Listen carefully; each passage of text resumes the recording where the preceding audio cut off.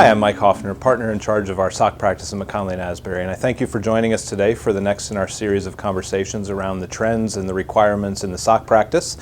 We appreciate your time and we appreciate you joining us today for just a few minutes on some of the new developments regarding SSAE 18 and how that's going to impact your SOC engagements. In our last presentation, Josh Bantz and I talked about the differences between SOC 1, SOC 2, and SOC 3 engagements and how those engagements are used by service organizations to serve their customers and their clients. Today we'll be talking a little bit more about SSAE 18 and how SSAE 18 is going to change how SOC 1 engagements are performed. Many of the things you'll see in a SOC engagement haven't changed. They're very similar, if not identical, to how things were done under the previous standard. But there's a few changes that you need to be aware of on how accounting firms are going to approach a SOC engagement, and most importantly for today's conversation, changes that have to be considered and implemented by the service organizations themselves. SSAE 18 has broader implications that affect all entities that have attestation engagements performed on them.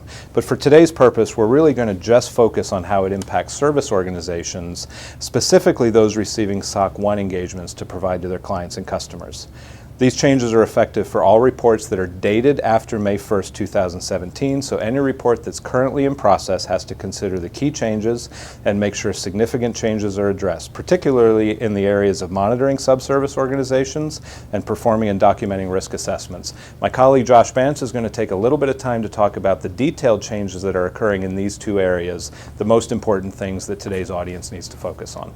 Under the new SSAE 18 standard, service organizations are now required to monitor subservice organizations who impact their controls and system of controls.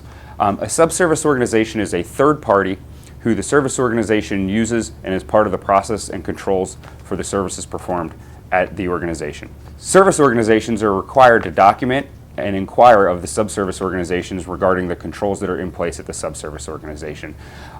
The first step in this should be for the service organization to scope the controls that are being performed by the subservice vendor. In addition to inquiring and documenting the controls at the subservice organization, service organizations are also now required to monitor those controls that are in place. The monitoring is in two aspects. The first would be ideally to receive a SOC 1 or SOC 2 report over the subservice organization. In certain instances that does not work. They may not be receiving a SOC 1 or SOC 2 report. In those instances, on-site visits may be required as well as review of controls and the results of controls that are in place at the subservice organization. The second requirement under SSAE 18 is for service organizations to perform a more robust and complete risk assessment process. Service organizations receiving an SOC 1 examination should be performing a risk assessment process that articulates the control objectives as well as the risks related to each control objective and then shows which controls are implemented to mitigate those risks.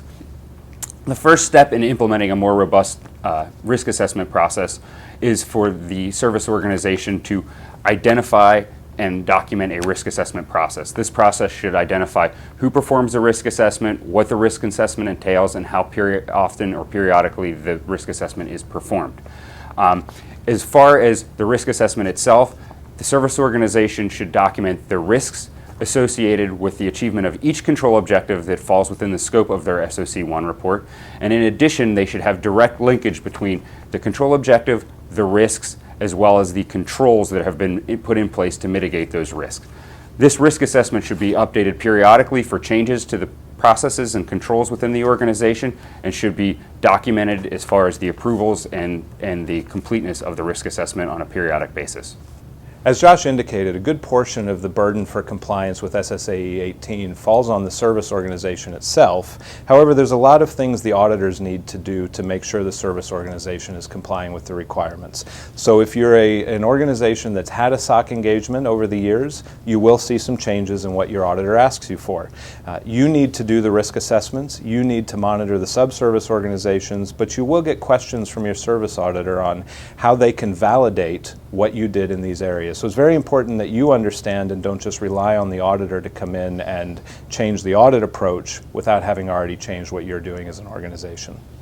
Just a few reminders as we close. Remember, the standard's effective now, so if you're in the midst of a SOC engagement, these new requirements have to be met for the one that hasn't been released yet. So pay attention to your subservice organizations, pay attention to how you monitor and document them, and pay attention to your risk assessments. And while you've probably done a risk assessment, it's critical that it's appropriately documented so your service auditor can review it and make sure they understand your thought processes. Thank you for your time. As always, please reach out if you have questions. The professionals at McKonly and Asbury are more than happy to help you through your SOC needs and requirements.